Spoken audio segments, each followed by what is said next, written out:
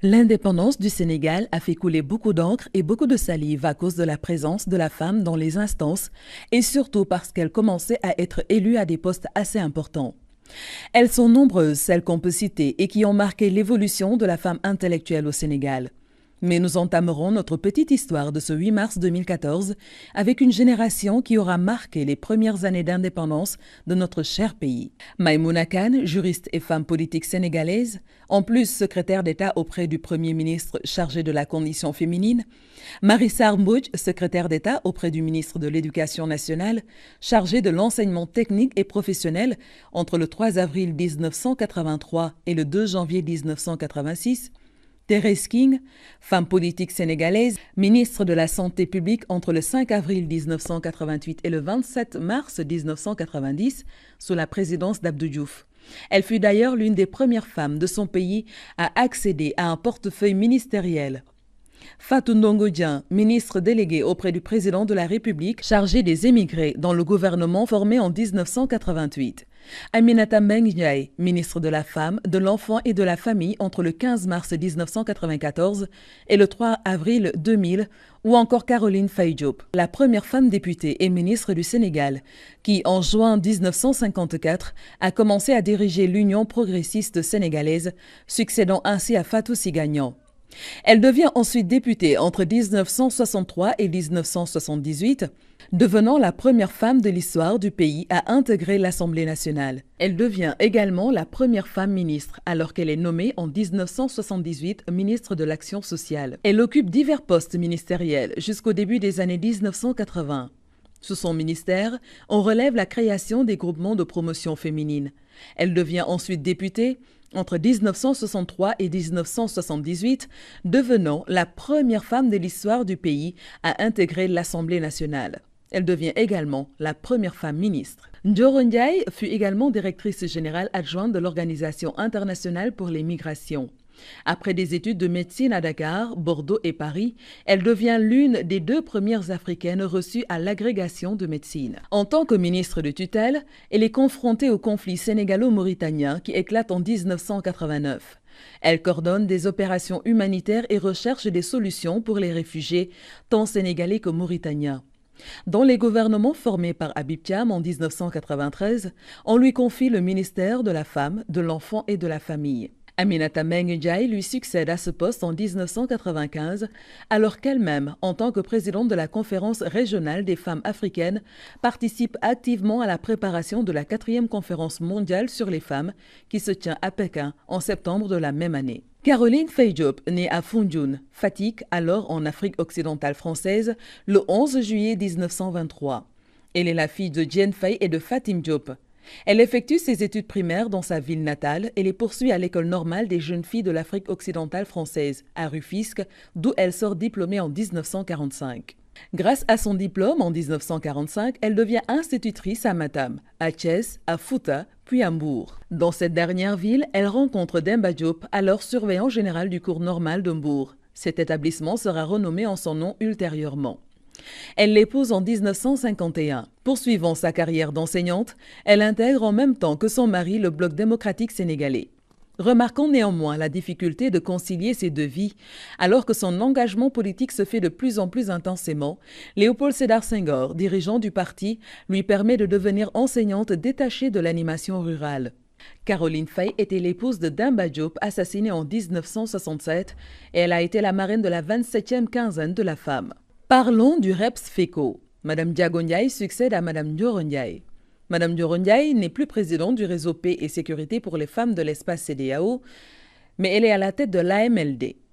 Elle a été remplacée à l'issue de l'Assemblée générale de l'organisation, comme nous explique Madame Diago Ndiaye. Madame Diago Ndiaye assurait jusqu'ici le poste de secrétaire générale, une nomination dans le cadre de l'éducation genre, la promotion de la femme et de l'enfant, dont la cérémonie s'était déroulée à l'ambassade du Canada à Washington, aux États-Unis. Je suis présidente du réseau Paix et Sécurité pour les femmes de l'espace CEDEAO, l'antenne sénégalaise. C'est un réseau régional, sous-régional, dont le siège est à Abidjan, qui a été mis en place il y a quelques années sous la tutelle de la CEDEAO, mais qui dépend en effet du Centre pour le développement du genre de la CEDEAO. Voilà. Nous existons depuis 2010, ce réseau, qui a été d'abord dirigé par Madame Ndioro Ndiaye, le professeur Ndioro Ndiaye que vous avez rencontré ici à l'école lors de l'enregistrement des mômes. Donc, mais depuis l'année dernière, nous avons procédé à l'Assemblée générale et puis donc je suis la présidente depuis février 2012. Voilà, 2013 pardon. Voilà. Ce réseau donc a pour ambition de s'impliquer dans tout ce qui est gestion de conflits ici au niveau du Sénégal et même au-delà. Pourquoi? Parce que traditionnellement, la femme a toujours joué un rôle concernant les médiations, les négociations. Si nous partons à l'échelle le plus bas, on constate qu'au niveau de la famille déjà, quand il y a un problème, c'est la mère, l'épouse, les sœurs qui règlent d'abord le problème à son niveau, entre femmes, avant donc d'en parler au chef de famille. Si c'est réglé, c'est tant mieux. Mais avant que vraiment le chef de famille ne soit impliqué à la résolution d'un conflit au niveau familial, c'est d'abord l'épouse, la mère, la sœur qui s'en charge.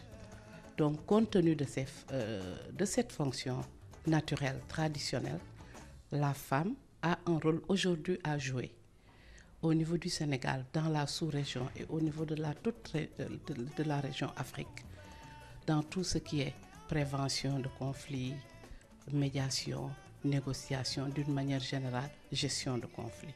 Voilà un peu pourquoi nous avons pris l'engagement de nous impliquer au niveau donc de ce réseau qui travaille en partenariat avec AMLD. AMLD, c'est Alliance pour la migration, le leadership et le développement, qui est dirigée par Madame Ndioro Ndiaye. Mais également, nous avons une trentaine d'associations qui sont membres de ce réseau. Des femmes qui sont dans le développement, qui œuvrent pour la paix, qui œuvrent pour les violences faites aux femmes, ainsi de suite, dans l'éducation. Voilà. Madame Ndiago Ndiaye fait partie des 100 personnes les plus brillantes en matière de promotion de la femme et de l'enfant.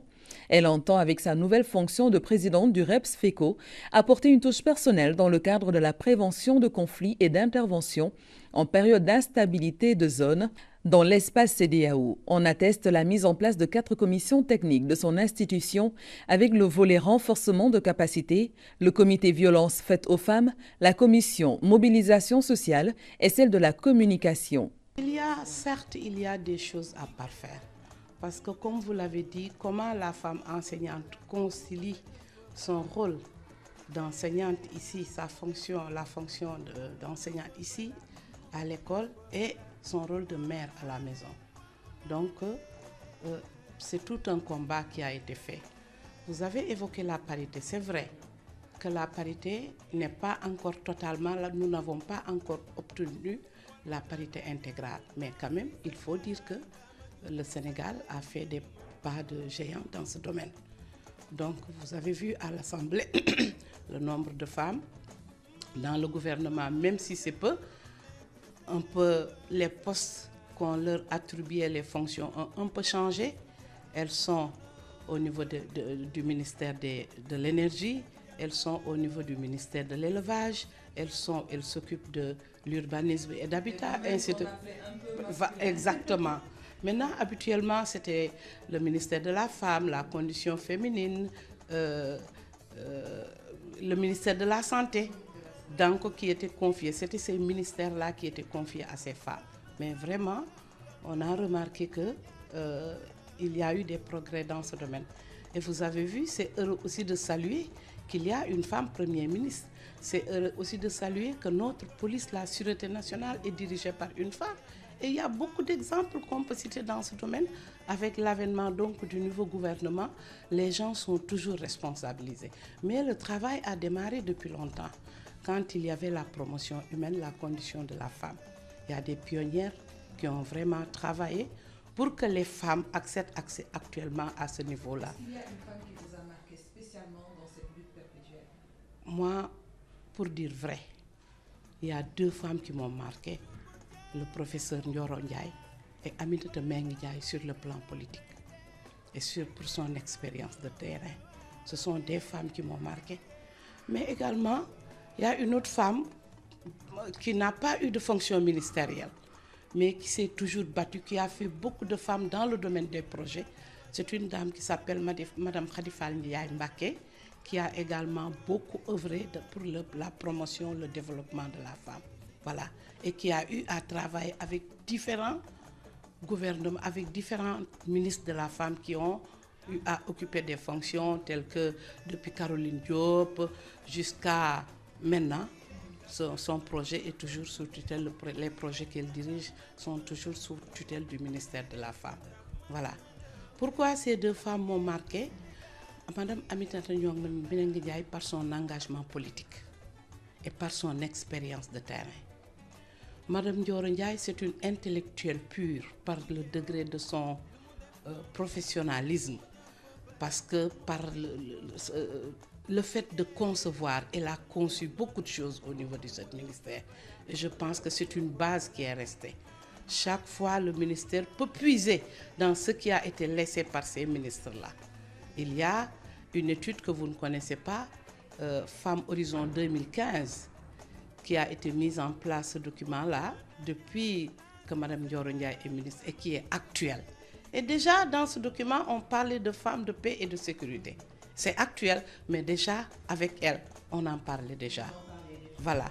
Vous savez, les différents chefs d'État que nous avons eus ont chacun à leur façon apporté un plus. Partant du président Senghor, en passant par le président Abdou Diouf, qui disait déjà à l'époque qu'on ne peut pas parler de développement sans la femme.